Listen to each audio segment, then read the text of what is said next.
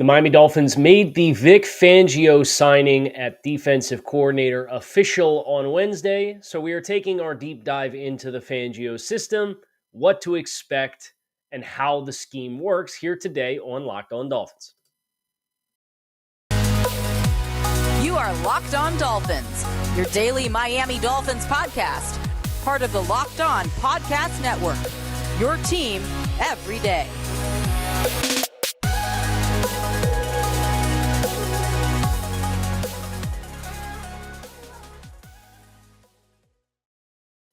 What's going on, Dolphins fans? Kyle Krabs of Locked On Dolphins, your team every day here on the Locked On Network. Today is Thursday, February 16th, 2023.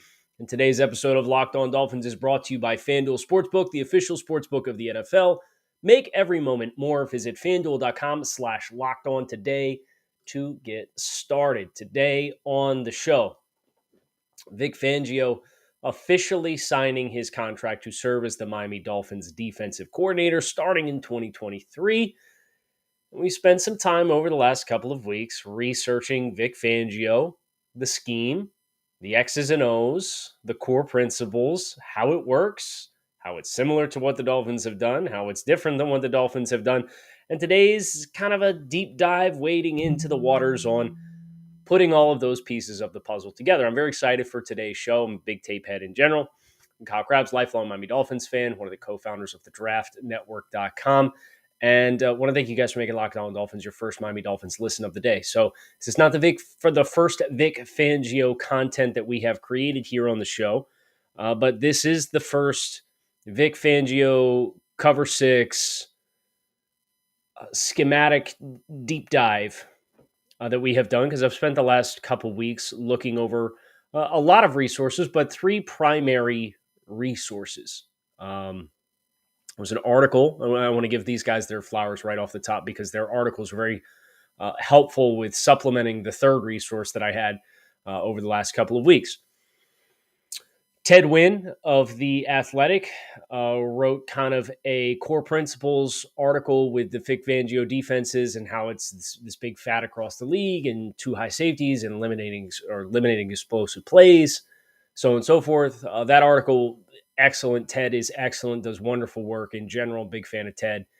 Sean Syed has a Substack for Syed Schemes, and he wrote The Book of Fangio.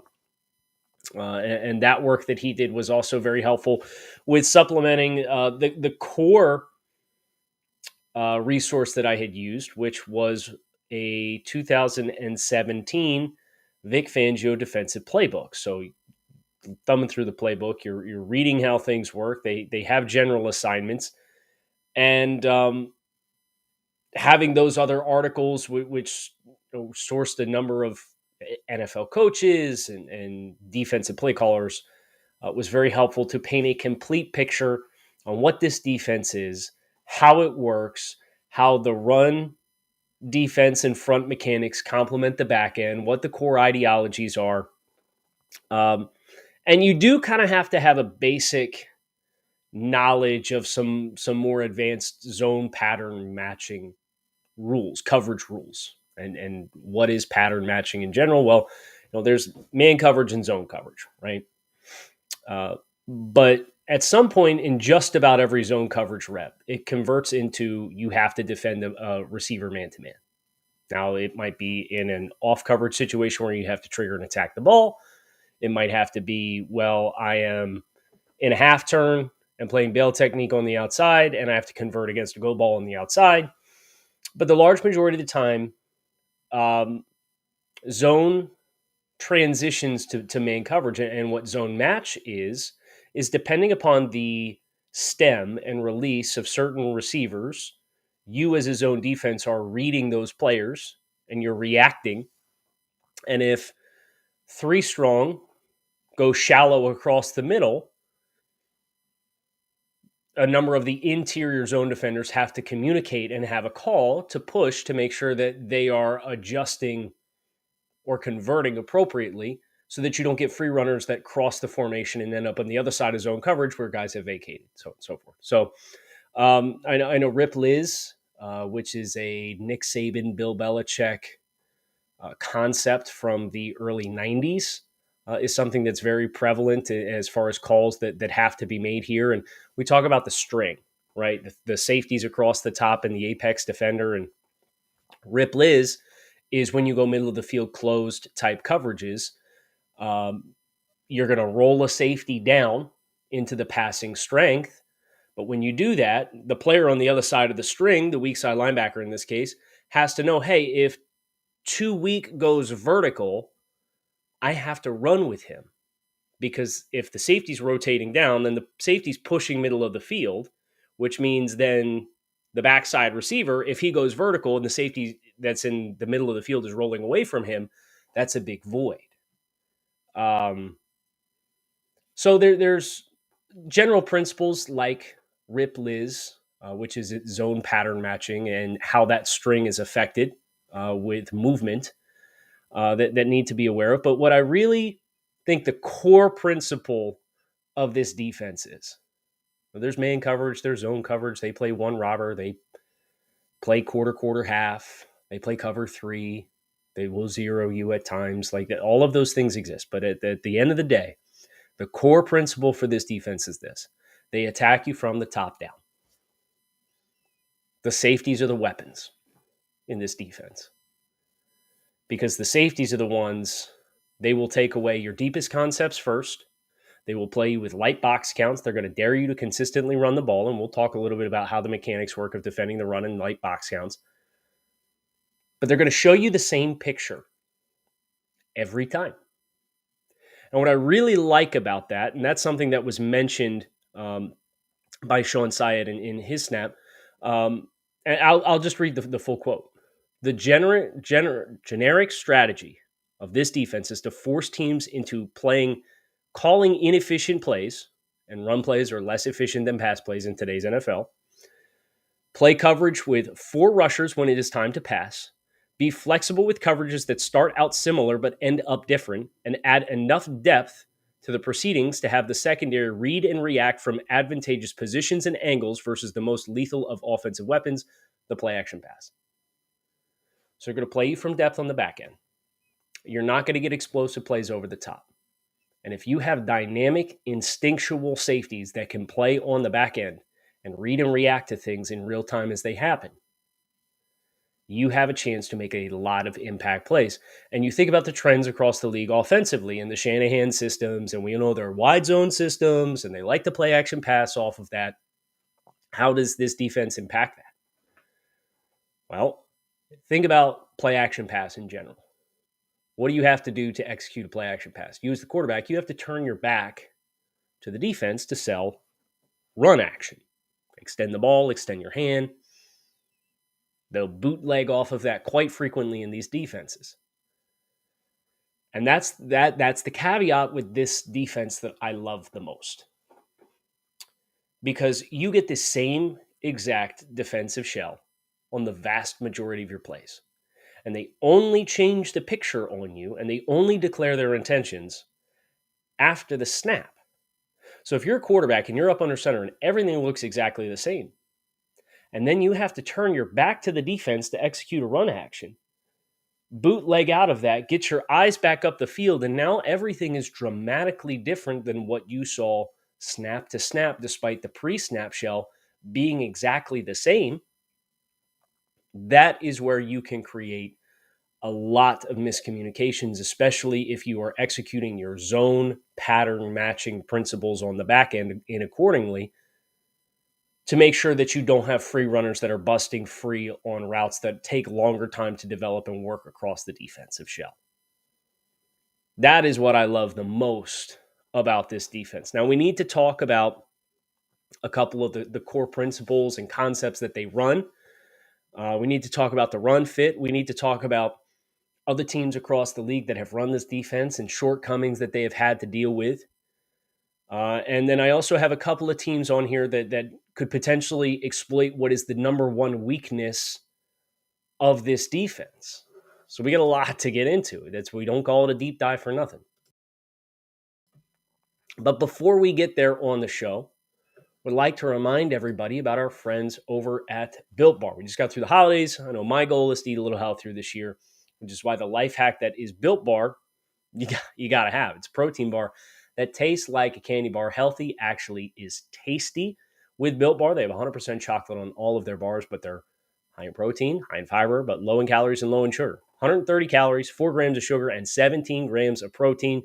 You can go to your local Walmart or Sam's Club to get yourself a box of Built Bar. Go to Walmart, go to the pharmacy section, get yourself a 4-bar box, or go to Sam's Club, thank me later, get the 13-bar box, and go ahead and dig in because healthy tastes great with Built. So I do have some notes here as far as working through the playbook and the play sheet. Cover 5 and cover 6 is what you will see. You will see a lot of quarters shell with safety rotation, and the safety rotation there to quarter, half. If they go away from the passing strength and the safety rolls down, then it's 5. If they go to the passing strength and the safety rolls down, then it's 6. You have zone matching principles that exist within that. That is the bread and butter of the defense. But they have a number of change-ups off of that. They have a match principle cover 3, which you can get to from the same exact shell.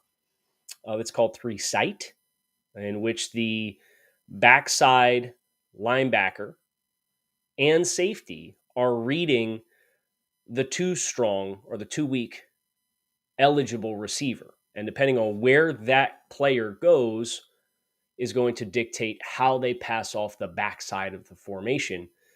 But you're still, and this is important, they still call these concepts with the idea of defending the pass. Usually when you play cover 3, you are looking to put an extra hat down in the box to defend the run. That's not necessarily the objective when these Fangio defenses get into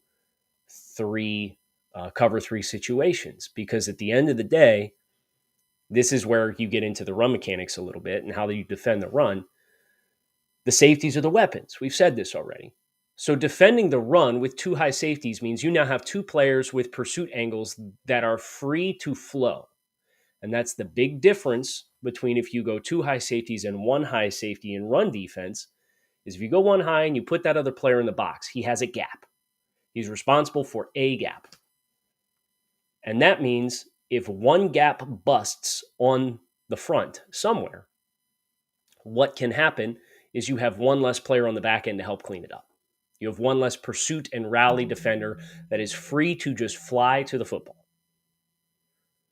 So the way that this was described by one of the coaches in the Ted Wynn article was the objective is to play a gap and a half up front. So you're going to play with a light box count. And that's why you saw the Philadelphia Eagles draft Jordan Davis in the first round of this year's NFL draft, because he is a player who can absolutely play a gap and a half. He can play 2 gaps if you need him to.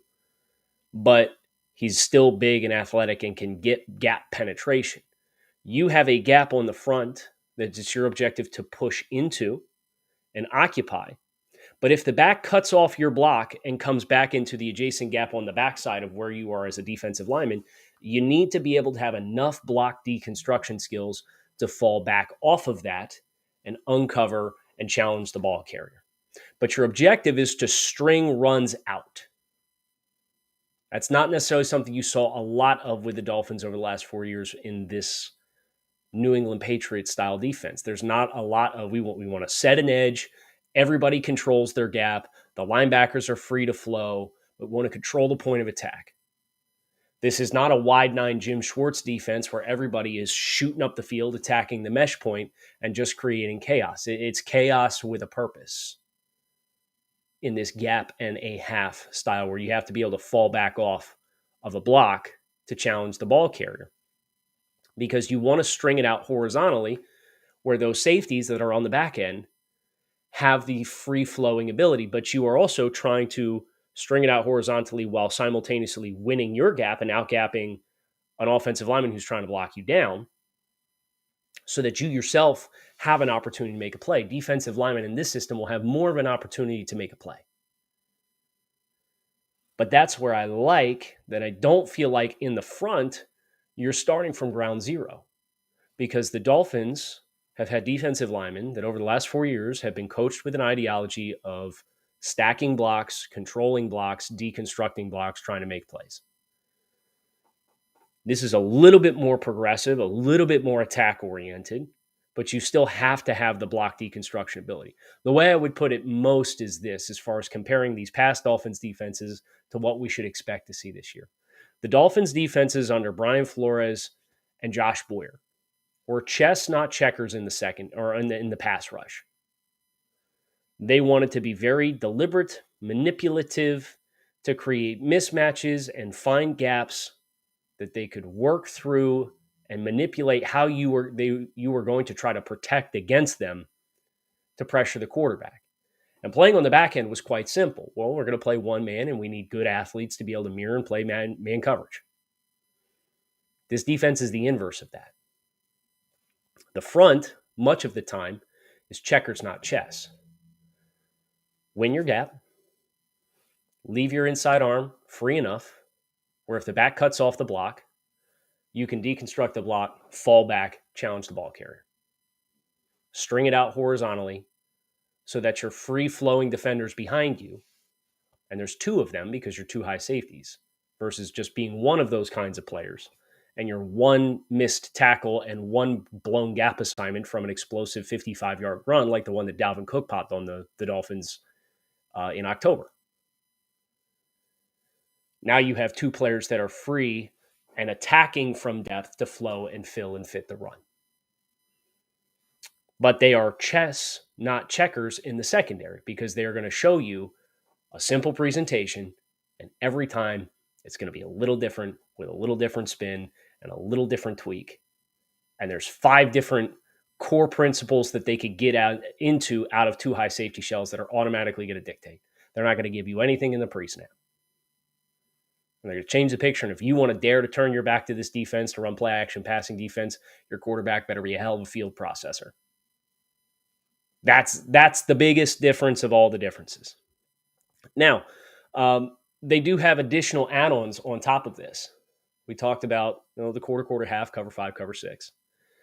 We talked about their cover 3 spin with the backside safety and linebacker keying 2-week as far as his route release and how they're passing off and what zone landmarks they would proceed to. That's a good way for them to, against heavier personnel groupings, get that safety to kind of be more prone to bump down into the box aggressively if you get a run fit from if the tight end's on the backside and he blocks down on the defensive end. You can get a little bit more aggressive with somebody flying down into the box with a key that way. Then you also have some of the ways that they defend premier players. That's really exciting. There's 2. Roll luggage is one, and Zeus is the other that are most prevalent.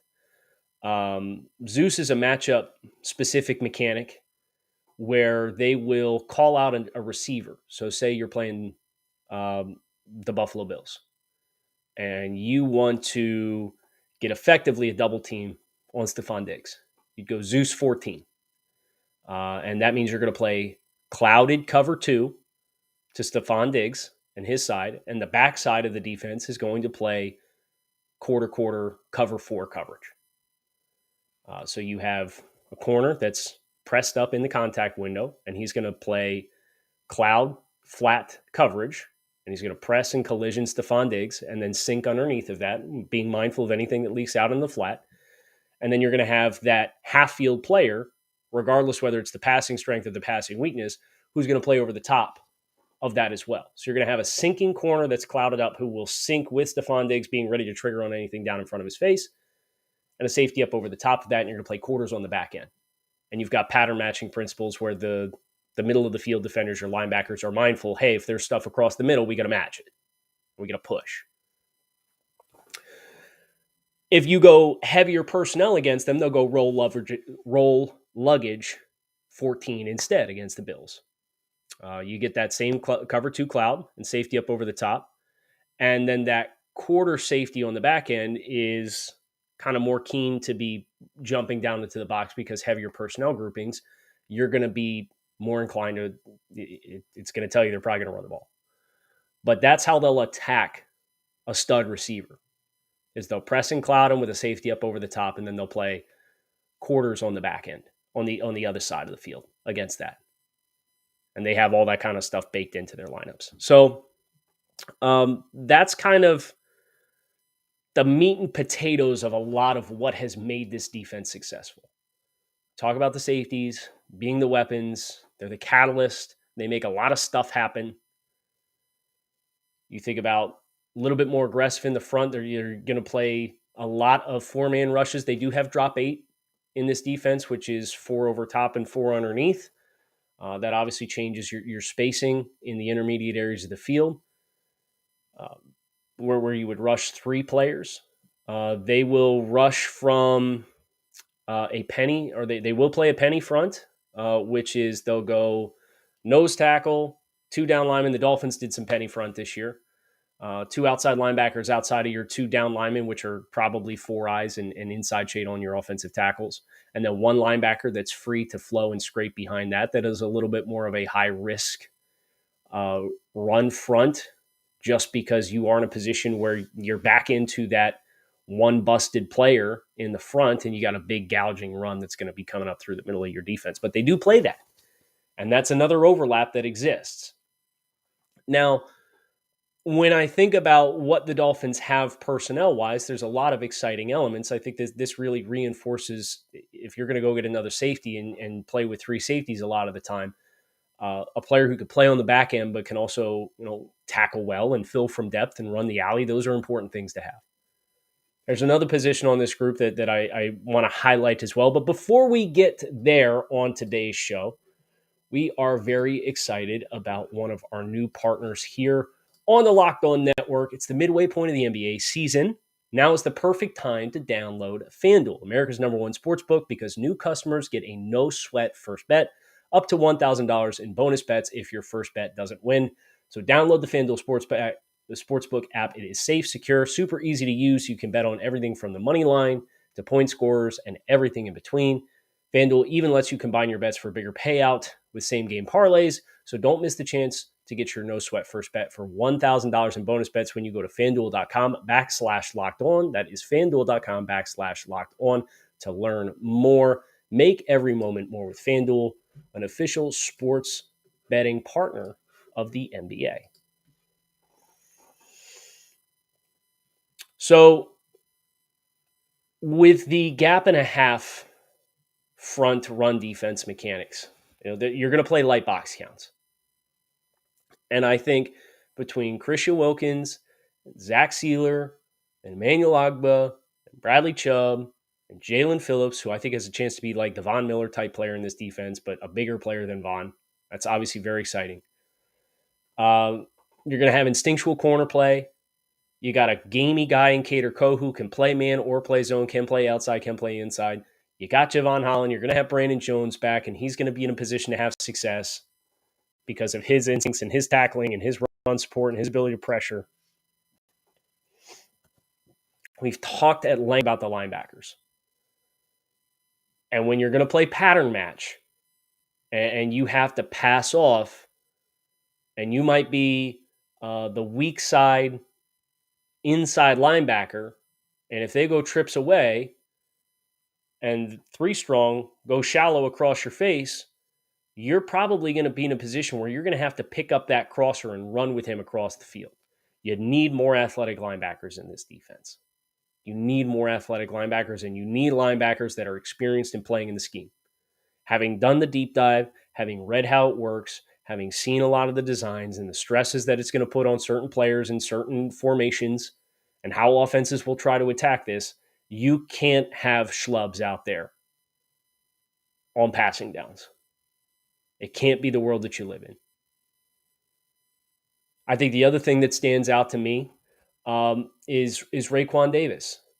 I'm fascinated to know where he comes back in from a size and mass perspective. He was less of a true nose tackle this year. The Dolphins will need less of a true nose tackle. But your A-gap defender still has to be able to win in penetration opportunities and fall back off of blocks. And leveraging for Raekwon as a big guy is an area that I'm fascinated to see what they choose to do, if they choose to add a complementary player there. I just don't know from a leverage perspective how consistent Raekwon's going to be in trying to attack a gap and fall back off of it. It's in a little bit of a contrast in what he's done best during his tenure with the Dolphins. Have some additional notes here. And this kind of gets into that specific acknowledgement. A couple other themes from teams that have run the Fangio style defense. The Chargers hired Brandon Staley to run this after Staley helped kick Sean McVay's butt. And then the Bears played the Rams. And then Staley got hired to go coach the defense as the defense coordinator for McVay. And then after 1 year left and became the head coach of the Los Angeles Chargers. Those Chargers teams the last 2 years have really struggled against the run because they have no depth up front. They do not have talent on the defensive line. Now, the Dolphins don't have that problem, but it is kind of relevant with the Raekwon Davis observation and question that I have for this offseason. You could parlay that and look at Philadelphia. Well, Philadelphia drafted a player specifically in mind to fill that exact role, to execute the same kinds of principles, but really their defensive tackle depth against the run was a problem all year. It's a reason why they signed Linval Joseph and Ndamukong Suh at the midseason point. They incurred an injury on the defensive line. They're kind of looking at their group. They say, man, we really don't have enough here to defend the run in light box counts. So Linval Joseph and Ndamukong Suh were bigger body guys who could fall back off of blocks and win with leverage. The Green Bay Packers with Joe Barry for a number of years have run this defense. I think the biggest thing that hurt the Packers the last 2 seasons was they missed explosiveness on the edge. And I think that's where you think about Bradley Chubb and you think about Jalen Phillips and some of the other opportunities that are there with what the Dolphins have from a personnel standpoint. Well, 2 years ago, the Packers didn't have Zadarius Smith for the vast majority of the season. And it hurt them. Well, they had Rashawn Gary that had a big breakout year, and Preston Smith was solid for the team. But they missed Zadarius Smith and his versatility. And then this past year, Rashawn Gary got hurt, missed the back half of the season, and they missed that explosiveness. And Zadarius Smith was over in Minnesota and was back to his healthy self playing for Ed Donatel, who's running the same exact defense and was a freaking monster this year. So you got to have dudes up front. That's the point blank period. This defense, you have to have dudes up front. I think the Dolphins have it. I genuinely do. You need backers. You might need a nose that's a little bit better at leveraging to fall back off of blocks and has a little bit more explosiveness in his frame. I think Raekwon's a little bit more of a raw power guy. Certainly has a role to play. I don't know that he's your preferred starter in this defense. The other thing that I have is the Achilles heel. As we talked about what teams that have tried to run this have struggled with the most, and the commonality with teams that have gotten after this kinds of defense is teams that can effectively run the ball in 11 personnel while spreading the field. That's very important because if you're going to run condensed sets like Sean McVay did, everything is kind of naturally bottlenecked in. And if you're going to run outside zone out of that, you have these safeties flying from depth that can attack and fit the run because you're naturally playing into what they want to do. They don't want to box you in and get you trapped in the box. They want you to have to bounce everything. And our athletes are going to chase you down and tackle you going to the perimeter and playing sideline to sideline is an ineffective run. It's an inefficient play call from a play calling standpoint in today's NFL. Couple teams on the schedule for the Dolphins this year to be mindful of. Teams that have run a high frequency of 11 personnel and were in the top 10 in rushing offense from a raw rushing output. Now, not all of them are a 1-for-1, and not all of them are very exact. Baltimore's obviously on this list. They have a new offensive coordinator, Todd Monken, from the Georgia Bulldogs. It's going to be fascinating. We don't have Greg Roman here anymore, so you would expect there's probably going to be less 12 and 22 personnel calls. The Ravens were in 22 personnel and 45% of their first down calls in 2022. 45% of their time in 22. It's unheard of. That would play into this defense because you would get your 3-site or you would get your roll luggage calls to be able to prompt and push that safety down into the box to serve as that extra player while still playing a 2-high shell. The challenge with Baltimore, and it's a common theme with 3 of the 4 teams that I have written down here, is the quarterback gives you +1 in the run game. Because the quarterback is an extra body you have to account for, which means you need to be +1 in general, what you would usually be if you were playing a statue at quarterback, because you don't have to account for the quarterback being the runner of the football and having the running back as an extra blocker. So that is a team who has the potential, especially if Lamar Jackson is back. We don't know that for sure either. But Baltimore is a team that has potential to challenge the core principles of this defense in 2022 or in 2023 that is on the Dolphins schedule. Philadelphia Eagles, same thing. They also have a new offensive coordinator. Shane Steichen was hired by the Indianapolis Colts to be their head coach. They have the ability to run the ball in 11 personnel. They were in 11 personnel on first down 72% of the time in 2022. 72. A large number. They were 5th in raw rushing output. They also have a quarterback that gets you +1 in the run game. Oh, by the way, then they have A.J. Brown and they have Devontae Smith. And they have one of the best offensive lines in football. Jordan Maitala. We'll see what happens with Isaac Seumalo, who's said to be a free agent. Landon Dickerson. We'll see what happens with Jason Kelce if he retires. They drafted Cam Jurgens in the second round to replace him last year. And then they have Lane Johnson, one of the best tackles in football. As a team from a matchup perspective is built in a way to engineer and give you problems. And oh, by the way, they ran the scheme last year, so they practiced against it every day of practice. That's going to be a tough one. Dallas, also a new offensive coordinator. Kellen Moore relieved of his duties. Kellen Moore's now with the Chargers. But Dallas had a top 10 rushing offense. They were pretty even. They were only in 11 personnel on first down 50% of the time. But they're a team that is on the schedule that has a very effective running game. We'll see what happens with Ezekiel Elliott and Tony Pollard. Pollard's an expiring contract. I don't think they're a shoe-in. Right now, of the 3 that we've mentioned, Philadelphia is the shoe-in. Oh boy, that could be a problem. And then the Buffalo Bills. 9th in rushing output and raw rushing yardage in 2022. They had the 7th highest incidence of first down 11 personnel tendencies. They are a spread the field offense. They are very much a spread offense. Now they dabbled more this year without Brian Daboll. They were a little bit more of a true. They weren't the true spread team that they'd been. You saw more 2 tight end usage. You saw players like Morris. They get 2 backs on the field at the same time. But they were +1 in the run game because of Josh Allen. Now, they don't have the offensive line that Philly does. They don't have the offensive line of any of the other 3 teams. So I think that's what you have going for you. But just earmarking those teams as teams from a raw rushing yardage perspective that have potential to pose problems with their incidences of 11 personnel or having quarterbacks that can get you the need to be an additional +1 in the run game.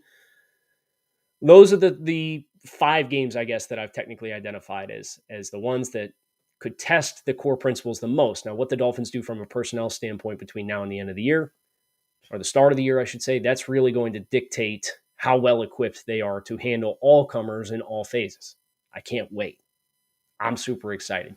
But that's this Vic Fangio defense. So zone pattern matching, quarter, half concepts. They have a couple different ways that they will challenge big-time receivers in the run game. They're going to play light box counts, but the mechanics of why they're calling it, how it works, how it complements what they do on the back end, it's all very important. And remember, the safeties are the weapons, and they play chess, not checkers in the secondary, as compared to the Dolphins' defenses of the past have played chess, not checkers in the front. Those are the differences. That is what we should expect. It's going to be a very new experience watching this defense. I look forward to diving into all of that with you. So hit subscribe, keep it locked in right here on Locked On Dolphins, your team every day. Fins up. Appreciate you checking out